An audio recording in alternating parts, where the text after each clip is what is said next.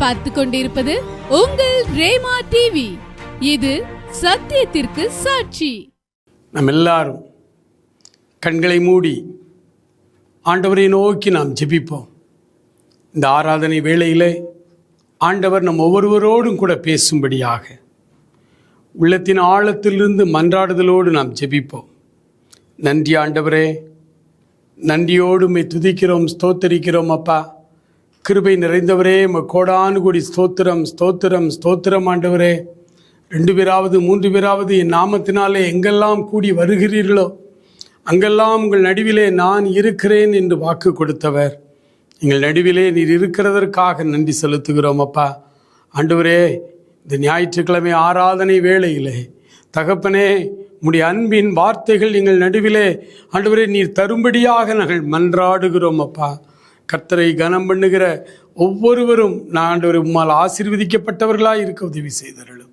இயேசு கிறிஸ்துவின் நல்ல நாமத்தில் ஜெபிக்கிறோம் எங்கள் அருமை பிதாவே, ஆமேன் ஆமேன்.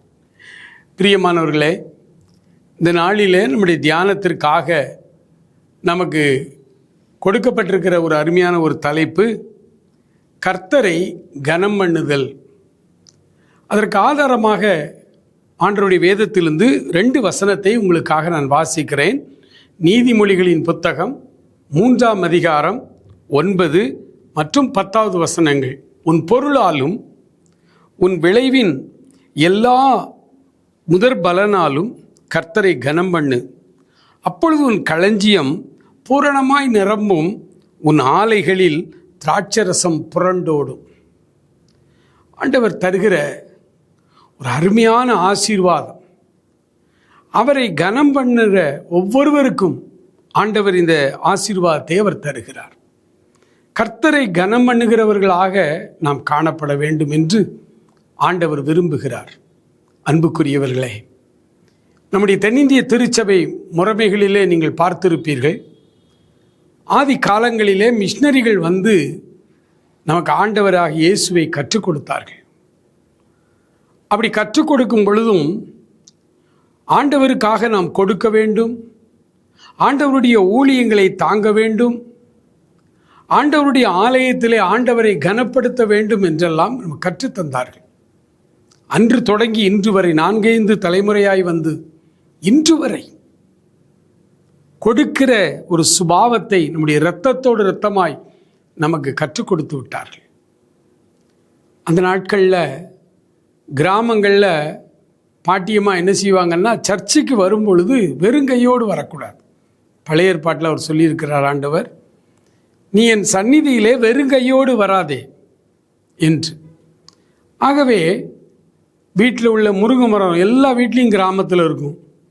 அந்த முருங்கை மரம் முத அப்படி காய்ப்புக்கு வந்த உடனே அந்த வாரம் முதல்ல ஒரு 4-5 முருங்கைக்காய் எடுத்து சர்ச்சில் கொண்டு வந்து காணிக்கையாய் வைப்பார்கள். அதன் பிறகுதான் அந்த முருங்கைக்காய் வீட்டுக்கு பயன்படுத்துவார்கள். அதே போலத்தான் ஆடு மாடு மேய்க்கிறவர்கள் என்னென்ன விவசாயம் பண்ணுகிறோமோ அந்த விவசாயத்தில் உள்ள முதற் பலன்களை கர்த்தருக்கு காணிக்கையாய் முதலாவது கொண்டு வருவார்கள். அது ஒரு பெரிய ஆசீர்வாதம். பிரியமானவர்களே, இன்றைக்கு அந்த பழக்கம் குறைந்து கொண்டே வருகிறது.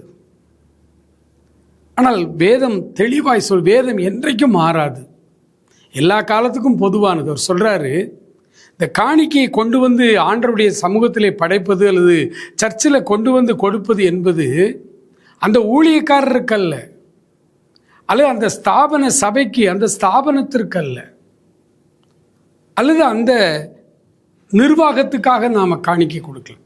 அந்த காணிக்கையை நிர்வாகங்களில் பயன்படுத்துகிறாங்க அதுக்கு. ஆனால் நாம் கொடுக்கிறது அதுக்கு இல்லை. நாம் கர்த்தரை கனம் பண்ணும்படி கொண்டு வந்து கொடுக்க வேண்டும். ஆம், என கண்பானவர்களே, கர்த்தரை கனம் பண்ணுகிற மக்கள் கூடி வருகிற திருச்சபை அது ரொம்ப ஆசீர்வாதமான திருச்சபையாக இருக்கும். பிரியமானவர்களே,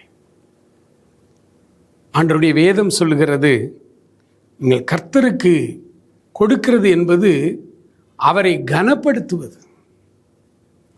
ஒவ்வொரு நாளும் இந்த நாள் துவங்கி நீங்கள் கர்த்தருடைய ஊழியத்துக்கோ அல்லது ஏதோ ஒரு ஸ்தாபனத்திற்கோ அல்லது உங்களுடைய உள்ளூர் நீங்கள் ரெகுலராக போகிற உள்ளூர் திருச்சபைக்கோ நீங்கள் காணிக்கை கொடுக்கும் பொழுது இந்த சர்ச்சுக்கு நான் என்னுடைய தசமபாகத்தை கொடுக்குறேன் அல்லது என்னுடைய காணிக்கை அப்படி அந்த மைண்ட் செட்டை மாற்றி வேதத்தின் அடிப்படையில் திரும்புவோமா? நான் கர்த்தரை கனப்படுத்த போகிறேன்.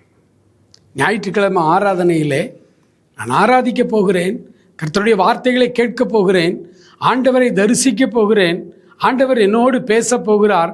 அதே நேரத்தில் அந்த ஆராதனையில் நான் குடும்பமாய் கர்த்தரை கனப்படுத்த போகிறேன். நியாயாதிபதிகளின் புத்தகத்தில் 13ஆம் அதிகாரத்தில் ஆச்சரியமான ஒரு சம்பவத்தை பார்க்கலாம். மனோவா என்கிற ஒரு தேவ மனிதர், அவருடைய மனைவி 2 பேருக்கும் வெகு வருஷங்கள் குழந்தை இல்லாமல் இருந்தார்கள். அவர்கள் உள்ளத்தில் குழந்தை இல்லாத தம்பதிகள் எல்லாருக்குமே உள்ளத்தில் ஒரு வேதனை இருக்கும். அந்த வேதனை அவர்களுக்கும் இருந்திருக்கும். ஒரு நாள் மனோவாவுடைய மனைவி கணவரை வயல்வெளியிலே பார்க்க அப்படி வயல்வெளியிலே வந்து கொண்டிருந்த பொழுது ஒரு சூரை செடி இருந்தது. அந்த சூரை செடிக்கு அடியிலே கர்த்தருடைய தூதனானவராக ஆண்டவர் வெளிப்பட்டார். ஓல்ட் டெஸ்டமெண்ட்டில் ஆண்டவராகிய இயேசு கிறிஸ்து கர்த்தருடைய தூதனானவராக வெளிப்படுவார். அப்படி ஆண்டவர் வெளிப்பட்டு மனோவாவுடைய மனைவியிடம் பேசும் பொழுது மனோவாவினுடைய மனைவி அழகான ஒரு காரியத்தை செய்தார்கள். ஐயா, கொஞ்ச நேரம் இருங்க, என் கணவரை அழைச்சிட்டு வரேன். கணவரை போய் அழைச்சிட்டு வந்தாங்க.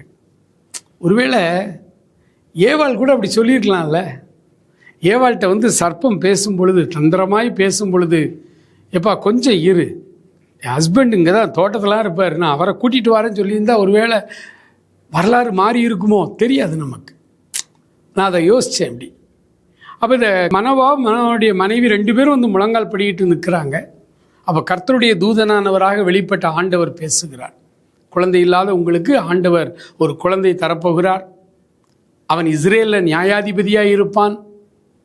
அவனை இன்னென்ன விதமாய் நீங்கள் வளர்க்க வேண்டும், எல்லாவற்றையும் தாய் தகப்பனிடத்தில் அவர் சொன்னார். அப்போது மனோவா ஒரு காரியம் கேட்குறார். ஆண்டவரே, நீர் சொன்ன இந்த காரியங்கள் எல்லாம் நிறைவேறும் பொழுது நாங்கள் உம்மை கனப்படுத்த விரும்புகிறோம். இவ்வளோ அழகான வார்த்தை பாருங்க. நாங்கள் உம்மை கனப்படுத்த விரும்புகிறோம். அன்புக்குரியவர்களே, ஒரு ஊழியக்காரருடைய கூட்டத்துக்கு போகிறோம். நமக்கு ஒரு வியாதி, விசுவாசத்தோடு கண்ணீரோடு அந்த கூட்டத்துக்கு போகிறோம். எப்படியாவது இந்த சகோதரனுடைய கூட்டத்தில் நிறைய பேர் சுகமாகறாங்களாமே, என்னையும் ஆண்டவர் குணமாக்கணும் அப்படின்னு சொல்லிட்டு நம்ம அங்கே போகிறோம். அற்புதமாய் ஆண்டவர் தெய்வீக சுகத்தை நமக்கு தருகிறார். உடனே நம்ம என்ன செய்கிறோம்? அந்த ஊழியக்காரருக்கு, அவர் சார்ந்த ஊழியத்திற்கு நம்ம ஒரு நன்றி காணிக்கையை நம்ம கொடுக்குறோம். அப்படித்தான் செய்யணும். அதுதான் ஆண்டவருடைய வேதம் சொல்லுது. அது என்னவா? நம்ம நன்றி காணிக்கைன்னு நம்ம சொல்கிறோம், அந்த ஊழியக்காரனுக்கு இல்லை. அப்படி ஒரு சம்பவம், ஒரு அற்புதம், அதிசயம் வந்து எந்த ஊழியக்காரர்களையும் செய்ய முடியாது, ஆண்டவர் செய்ய முடியும். அதனால தான் ஆண்டவரை கனப்படுத்தும்படி அந்த காணிக்கையை நம்ம கொடுக்குறோம். அதான் ஆண்டவர் சொல்கிறார், நீ கர்த்தரை கனம் பண்ணு, உன் களஞ்சியங்கள் பூரணமாய் நிரம்பும், உன் ஆலைகளிலே திராட்சரசம் வழிந்தோடும். அநேகர் கடன், வேதனை, வறுமை, கஷ்டப்பட்டு வட்டிக்கு கூட கடன் வாங்கி அதில் பாதாளத்தில் அவங்க வாழ்க்கை போய்கொண்டிருக்கிறதை பார்க்கிறோம். நிறைய குடும்பங்கள் கடன் பிரச்சனையினுடைய அகோரத்தினாலே குடும்பமாய் தற்கொலை செய்து கொள்ளுகிற எத்தனையோ செய்திகளை பேப்பரில் வாசிக்கிறோம். எனக்கு அன்பானவர்களே, கர்த்தரை கனம் பண்ண ஆரம்பியுங்கள். கர்த்தருக்கு கனத்தையும் மகிமையும் செலுத்துங்கள். அவரை நீங்கள் கனப்படுத்தும் பொழுது அவர் நாம் கையிட்டு செய்கிற வேலைகளிலே சிறந்த ஆசீர்வாதங்களை அவர் நமக்கு தருகிறார். ஆண்டவரை நம்ம எப்படி கனப்படுத்த வேண்டும் என்று பவுல் அப்போஸ்தலன்ட்ட கேட்டால் அவர் சொல்கிறாரு, 2 கொரிந்தியருடைய புத்தகம் 9ஆம் அதிகாரம் 7வது வசனத்தை உங்களுக்காக நான் வாசிக்கிறேன். 2 கொரிந்தியர் 9ஆம் அதிகாரம் 7வது வசனத்திலே நம்ம பார்க்கிறோம், உற்சாகமாய் கொடுக்கிறவனிடத்திலே தேவன் பிரியமாய் இருக்கிறார். நாம் கர்த்தரை கனம் பண்ணும்படி தானே வந்திருக்கிறோம். நாம் கர்த்தரை கனம் பண்ணும்படி நாம் ஆண்டவருடைய ஆலயத்துக்கு வரும்பொழுது அதை எப்படிப்பட்ட மனதோடு செலுத்தணுமா? உற்சாகமான மனதோடு, அவன் விசனமாயும் அல்ல, கட்டாயமாயும் அல்ல, தன்னுடைய மன விருப்பத்தின்படி அவன் கொடுக்க கடவன். உற்சாகமாய் கொடுக்கிறவனிடத்துல கர்த்தர் பிரியமாயிருப்பார். எல்லாரும் காணிக்க போட்டாங்க. ஒரு ஏழை விதவை 2 காசு போட்டாங்க. நம்ம போடுற காணிக்கையினுடைய மதிப்பை வைத்து ஆண்டவர் நமக்கு ஆசீர்வாதங்களை தருவதில்லை. அப்படி இன்னைக்கு நிறைய நினைக்கிறாங்க. ஆனால் அந்த அம்மா கொடுக்கும் பொழுது பாருங்களேன், தனக்கு இருந்த எல்லாத்தையும் கொடுத்துட்டாங்க. அடுத்த வேலைக்கு நம்ம என்ன செய்வோம் யோசிக்கலை. அதுதான் கர்த்தரை கனம் பண்ணுதல். ஆர் ஸ்டான்லி அண்ணே, பிளஸிங் யூத் மிஷனுடைய ஸ்தாபகர் ஸ்டான்லி அண்ணே அடிக்கடி சொல்லுவாங்க, நீங்கள் கொடுங்க, மறுபடியும் கொடுங்க, நீங்கள் நஷ்டமடையும்படி கொடுங்க அப்படின்பா. நாம் ஆண்டவருக்கு கொடுக்கும் பொழுது அதனால் நமக்கு கஷ்டம் வந்தாலும் சரி, நமக்கு நஷ்டம் வந்தாலும் நம்ம கொடுக்கணும். அதை ஆண்டவர் அங்கீகரிக்கிறார். தன்னை எப்படி கனப்படுத்துகிறார்கள் என்று அவர் பார்க்கிறார். நம்முடைய களஞ்சியங்களை ஆசீர்வதிக்கிறார். நம்முடைய திராட்சை ஆலைகளை அவர் ஆசீர்வதிக்கிறார். நம்ம கையிட்டு செய்கிற வேலைகளை ஆசீர்வதிக்கிறார். நம்முடைய அப்பத்தையும் தண்ணீரையும் அவர் ஆசீர்வதிக்கிறார். உற்சாகமாய் கொடுங்கள் என்று ஆண்டவருடைய வேதம் சொல்லுகிறது.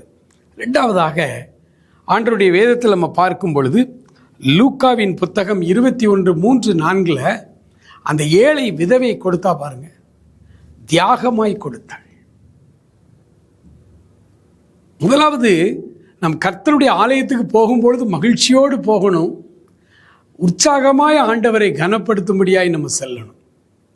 2வது, நாம் செய்கிற வேலைகள் கர்த்தரை கனம் பண்ணணும் அப்படின்னா நாம் தியாகம் பண்ணணும்.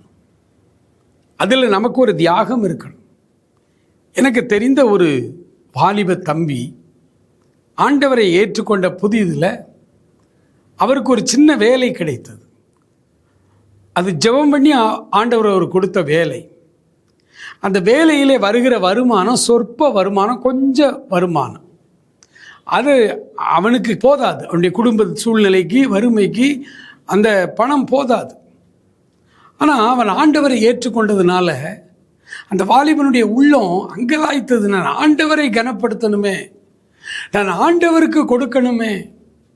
ஆனால் நான் சம்பாதிக்கிற இந்த வருமானம் என் குடும்பத்துக்கே காணலை, என் குடும்பம் என்ன நம்பி இருக்குது. அப்போதான் அவருக்கு இந்த வசனம் ஞாபகம் வந்துச்சு. மற்றவர்கள் எல்லாரும் தங்கள் பரிபூரணத்திலிருந்து கொஞ்சம் காசை எடுத்து போட்டாங்க. ஆனால் இந்த தாய், விதவை தாயோ, தனக்கு உண்டான எல்லாவற்றையும் போட்டு விட்டாள்.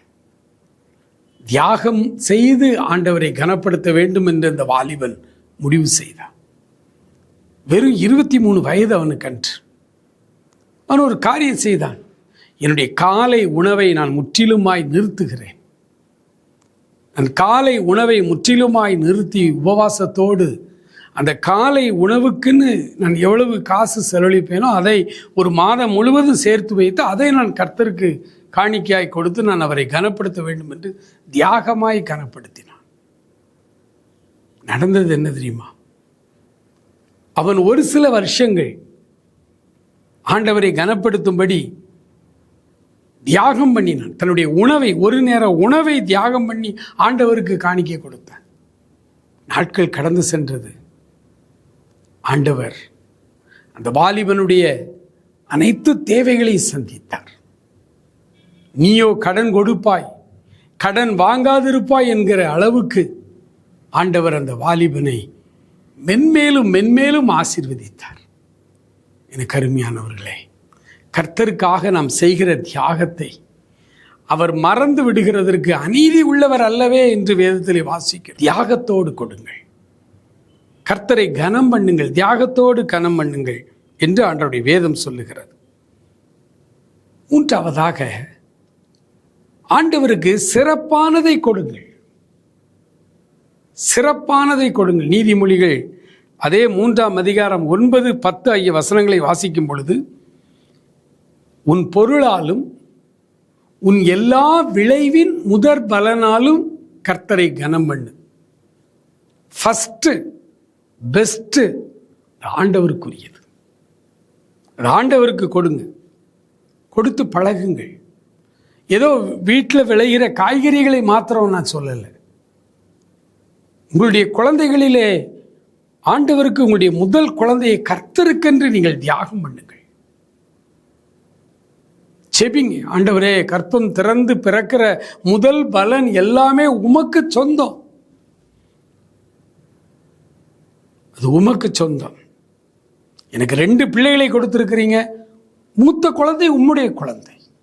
இல்லை எனக்கு ஒரு குழந்தை தான் இருக்கியா அப்படின்னா அந்த ஒரு குழந்தையை அது கர்த்தருக்கு கொடுக்க வேண்டிய கனம். தேவன் தம்முடைய ஒரே பேரான குமாரனை விசுவாசிக்கிறவன் எவனோ அவன் கெட்டு போகாமல் நித்திய ஜீவனை அடையும்படி அவரையே தந்தருளி இவ்வளவாய் உலகத்தில் அன்பு கூர்ந்தார்.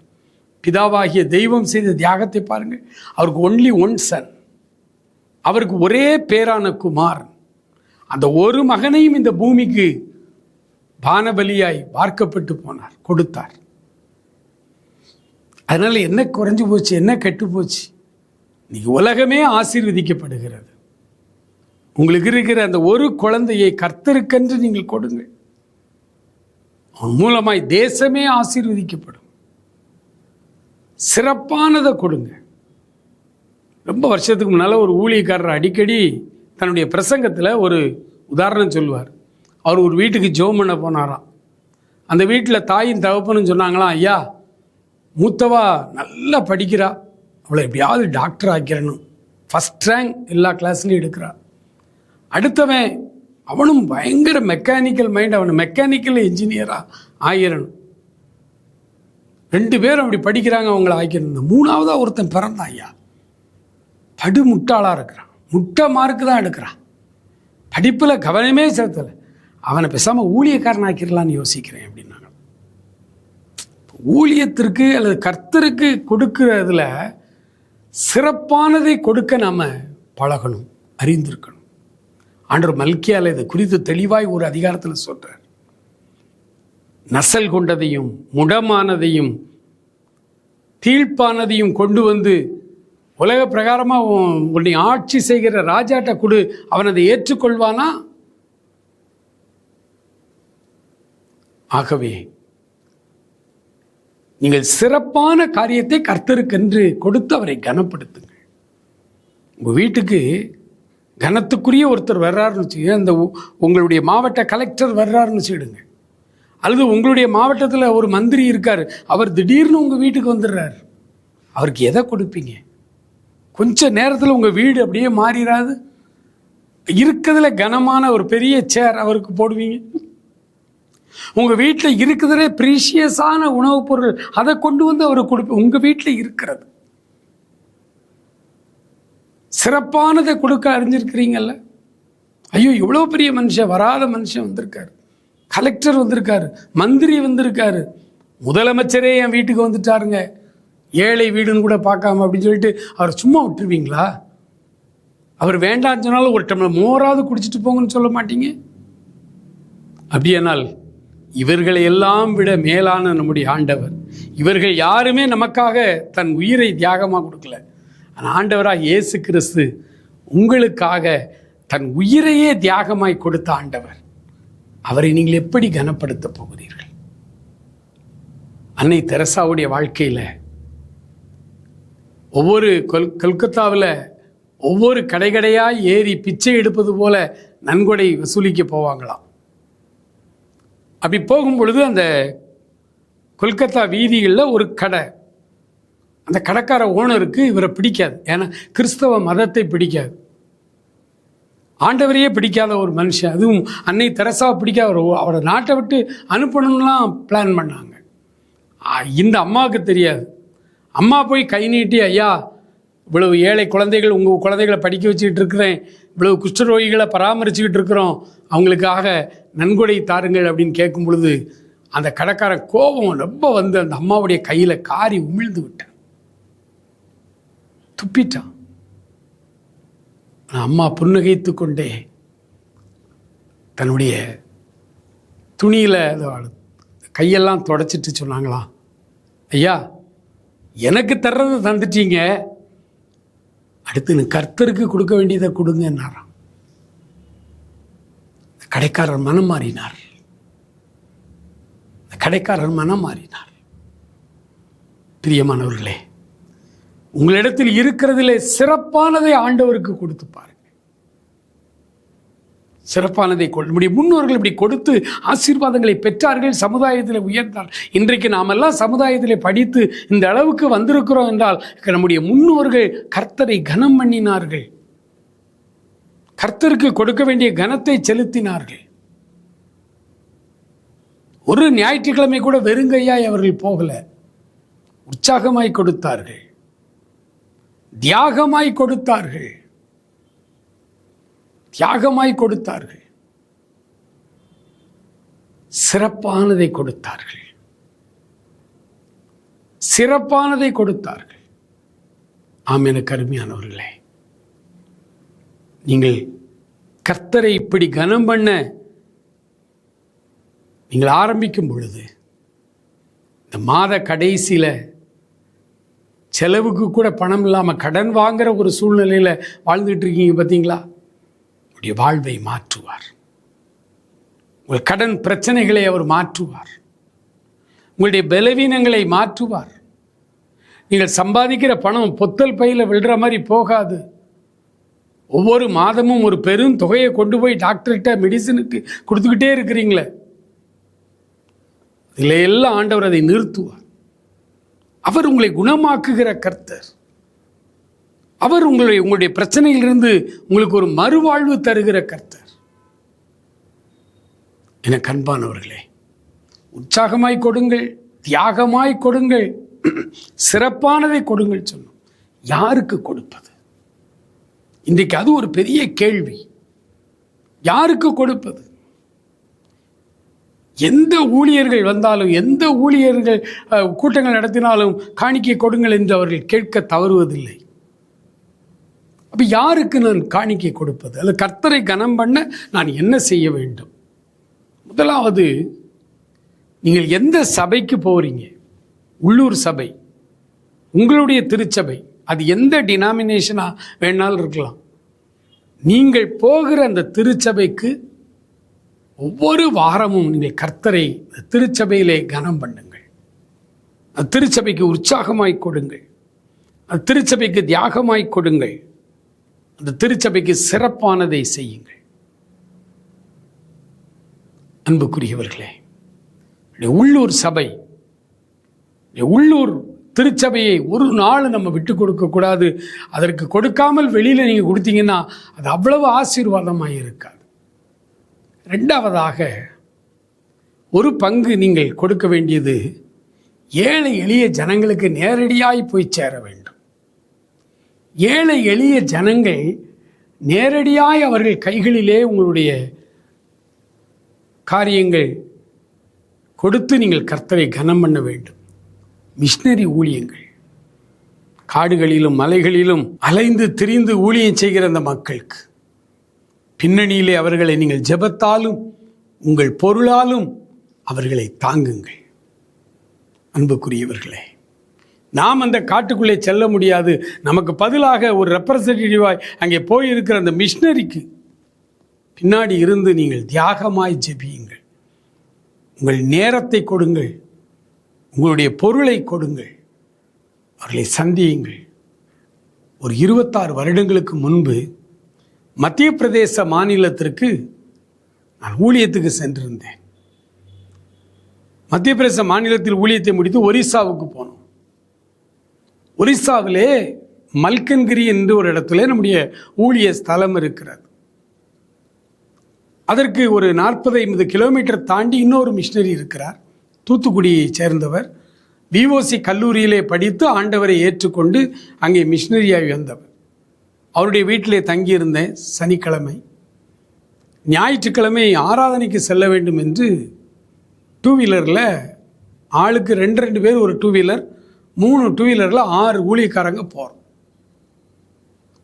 முதல் ஆராதனைக்கு போகிற ஒரு மண் குடிசை, ஒரு கூரை போட்டிருக்கு, செவரெல்லாம் மண் செவர், ஒரு சின்ன ஆலயம். ஒரு 20 பேர் 25 பேர் ஆராதித்து கொண்டிருக்கிறார்கள். உள்ளே போனோம். ஒரு ஆதிவாசி பையன், பழங்குடியின பையன், சட்டை இல்லை, ட்ரௌசர் மட்டும் போட்டிருந்தான். அவன் தான் கொட்டு அடித்தான், ட்ரம் அடித்தான், எல்லாரும் உற்சாகமாக நம்ம பெர்க்மன்ஸ் பாட்டை அவங்க மொழியில் பாடினாங்க. ரொம்ப அழகாக இருந்தது. நாங்கள் தமிழில் அதே ராகம்தான் தமிழில் பாடினா அவங்க மொழியில் பாடினாங்க. பாட்டு முடிந்து செய்தி ஆரம்பிக்கிறது பார்க்குறேன், இவன் கொட்டை தூக்கிட்டு ஓடிட்டான். அங்கே செய்தியை முடித்து விட்டு நாங்கள் அடுத்த கிராமத்துக்கு போகிறோம். அங்கே சர்ச்சு இல்லை, ஒரு வீட்டினுடைய வராண்டாவில் தான் அங்கே ஜனங்கள் ஆராதித்து கொண்டு போகிறோம். அந்த பையன் அங்கே கொட்டடிச்சிட்ருக்கு. கிட்டத்தட்ட ஒரு 2 கிலோமீட்டர் இருக்கும். நாங்கள் வண்டியில் போகிறோம். அன்று ஒரே நாள் சாயங்காலம் 8 மணி வரைக்கும் கிட்டத்தட்ட ஒரு 7 திருச்சபைகளிலே 7 இடங்களிலே ஆண்டவருடைய செய்தியை கொடுத்து கொண்டு வருகிறோம். 7 இடங்களுக்கு இந்த ஒரு பையன்தான் கொட்டடிச்சுக்கிட்டே போகிறான். கேட்ட பொழுது அந்த மிஷினரி சகோதரர் சொன்னார், அண்ணே ஒரு கொட்டு தானே இருக்கு, இதை வச்சு தானே இந்த 8 இடத்துலையும் நாங்கள் சுவிசேஷ ஊழியம் ஆராதனை நடத்திக்கிட்டு இருக்கோம். எனக்கு அன்பானவர்களே, தேவை நிறைந்த ஊழியம் மிஷினரி ஊழியம். நேரடியாய் நீங்கள் அதற்கு கொடுக்கலாம். இந்த ஸ்தாபனத்துக்கு கொடுங்கள் என்று நான் சொல்லலை. உங்களுக்கு எந்த ஸ்தாபனம் பிடிக்குமோ அதில் நீங்கள் கொடுக்கலாம். மிஷினரி ஊழியங்களுக்கு கொடுங்கள். 3ஆவதாக, உங்களை சுற்றிலும் இருக்கிற ஏழைகளை மறவாதிருங்கள். ஒரு தெருவில் நீங்கள் குடியிருக்கிறீங்க. அந்த தெருவில் ஒருவேளை ரொம்ப ஏழ்மை நிலையில் ஒரு குடும்பம் இருக்கலாம். அவங்கள சரியாக தெரியாமல் கூட இருக்கலாம். யாரும் கவனிக்காமல் விடப்பட்ட குடும்பங்கள் நம்முடைய கிராமங்களில் இருக்கும், நகரங்களில் இருக்கும், நம்ம வாழ்கிற தெருக்களில் இருக்கும். நீங்கள் ஆண்டவருடைய பிள்ளைகள், அவர்கள் கொடுக்க மறவாதிருங்கள். உங்களை சுற்றி உள்ள ஏழைகளுக்கு கொடுங்க. அதை கர்த்தரை கனம் பண்ணும். ஆண்டவர் சொன்னார், என்னை கனம் பண்ணுகிறவனை என் பிதா கனப்படுத்துவார்.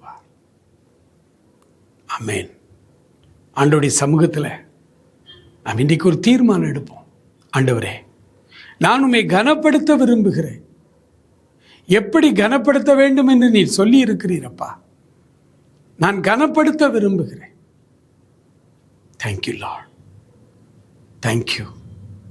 நானே வறுமையில் இருக்கிறேன், ஆனாலும் நீர் சொன்ன இந்த சத்தியத்தின் அடிப்படையிலே உம்மை உற்சாகத்தோடு நான் இன்று முதல் கனப்படுத்த விரும்புகிறேன். தியாகத்தோடு நான் உம்மை கனப்படுத்த விரும்புகிறேன். சிறப்பானதை உமக்கு கொடுத்து உம்மை கனப்படுத்த விரும்புகிறேன். Thank you father. Hallelujah, hallelujah, hallelujah, hallelujah. தேவ ஆவியானுடைய பிரசன்னம், ஹல்லேலூயா, இப்பொழுது சமூக வலைதளங்கள் வழியாய் என்னோடு கூட சேர்ந்து ஜெபித்து கொண்டிருக்கிற ஒவ்வொருவர் மேலும் உம்முடைய வல்லமை, ஹல்லேலூயா, நன்றி. உம்முடைய பிரசன்னம் இறங்கி வருகிறது, உங்களை தொடுகிறது. ஹல்லேலூயா. கேட்ட சத்தியத்தின்படி உங்களை ஒப்புக்கொடுங்கள். ஆண்டவரே, என்னுடைய உள்ளூர் திருச்சபையிலே நான் உம்மை கனப்படுத்துவேன். ஆண்டவரே, உலகளாவிய அல்லது இந்தியா முழுவதும் இருக்கிற பழங்குடியின மக்களுக்கு நடுவில் நடைபெறுகிற ஆண்டவரே இந்த மிஷினரி பணிகளுக்கு நான் கொடுத்து உம்மை கனப்படுத்துவேன். ஆண்டவரே, ஆண்டவரே, 3ஆவதாக என்னை சுற்றி உள்ள கிராம பகுதி, என்னை சுற்றி உள்ள என்னுடைய தெரு, ஆண்டவரே, என்னை சுற்றி இருக்கிற ஏழை எளிய ஜனங்கள், பிச்சைக்காரர்கள், அவர்களுக்கு நான் உதவி செய்து உம்மை கனப்படுத்துவேன். ஆண்டவரே, தேங்க்யூ லார்ட், நன்றி. ஆண்டவரே, உம்மை கனப்படுத்த விரும்புகிறேன் அப்பா, உம்மை கனப்படுத்த விரும்புகிறேன் என்று இப்பொழுது ஒப்பு கொடுக்கிற ஒவ்வொருவரையும் ஆண்டவரே, தேவரீர் அவருடைய தேவைகளை நீர் சந்திக்கும்படியாக நான் ஜெபிக்கிறேன். ஆண்டவரே, கர்த்தருடைய கரம் ஒவ்வொருவர் மேலும் இப்பொழுது வந்து அமரட்டும். ஆண்டவரே, தேங்க்யூ லார்ட். இந்த செய்தியை கேட்டு ஜெபித்து கொண்டு இருக்கிற ஒவ்வொருவரும் ஆண்டவரே, கர்த்தரை கனம் பண்ண ஒப்பு கொடுத்த தங்களை அர்ப்பணித்திருக்கிற ஒவ்வொருவர் மேலும் ஆண்டவரே, எல்லா தரித்திர ஆவிகள் அவர்களை விட்டு வெளியேறும்படிக்கு ஜெபிக்கிறேன். The name of Jesus Lord. அவர்கள் ஆண்டவரே பலப்படும்படியாய் ஜெபிக்கிறேன். அவர்களை கர்த்தர் குணமாக்கும்படியாய் ஜெபிக்கிறேன். அவர்களுடைய கடன் பாரங்களை ஆண்டவரே நீர் அற்புதமான விதங்களிலே அவர்களுடைய கடன் பாரங்களில் இருந்து அவர்களுக்கு ஒரு விடுதலை செய்து ஒரு அற்புதத்தை செய்யும்படியாய் ஜெபிக்கிறேன். ஆண்டவரே, எனக்கு ஒத்தாசை வரும் பர்வதங்களுக்கு நேராய் என் கண்களை ஏறெடுக்கிறேன். வானத்தையும் பூமியும் உண்டாக்கின கர்த்தரிடத்திலிருந்து ஒத்தாசை வரும் என்று சொன்னீங்களே, உம்மை நோக்கி பார்க்கிறோம் ஆண்டவரே. ஹல்லேலூயா, ஹல்லேலூயா, ஹல்லேலூயா. ஆண்டவரே உமக்கு நன்றி, ஆண்டவரே உமக்கு நன்றி, ஆண்டவரே உமக்கு நன்றி. ஒவ்வொருவரையும் தொட்டு ஆசீர்வதியும், ஒவ்வொருவருடைய தேவைகளையும் சந்தித்து தாங்க. விசேஷமாய் வட்டிக்கு கடன் வாங்கி ஆண்டவரே வட்டி கட்ட முடியாமல் திணறி கொண்டிருக்கிற குடும்பங்கள், சாப்பாட்டுக்கே வழி இல்லாமல் வறுமையிலே இருக்கிற குடும்பங்கள், இயேசு கிறிஸ்துவின் நாமத்தினாலே அந்த குடும்பங்களை இப்பொழுது தொட்டு நீர் ஆசீர்வதிப்பீராக என்று சொல்லி உம்மிடத்திலே மன்றாடுதலோடு நாங்கள் கேட்கிறோம். ஏழைகளின் வறுமை அவர்களை கலங்க பண்ணும் என்று சொன்னீங்களே ஆண்டவரே, மனம் இறங்கும் சுவாமி. ஆண்டவரே, உம்மை கனப்படுத்த போகிற உம்முடைய பிள்ளைகளை ஆண்டவரே நீர் கனப்படுத்தும். ஆண்டவரே, அவருடைய வாழ்வின் சகல காரியங்களிலும் நீர் கனப்படுத்தும், ஆசீர்வதியும், தொடர்ந்து நீர் காத்துக்கொள்ளும். இயேசு கிறிஸ்துவின் நல்ல நாமத்தில் ஜெபிக்கிறோம் எங்கள் அருமை பிதாவே. ஆமேன், ஆமேன்.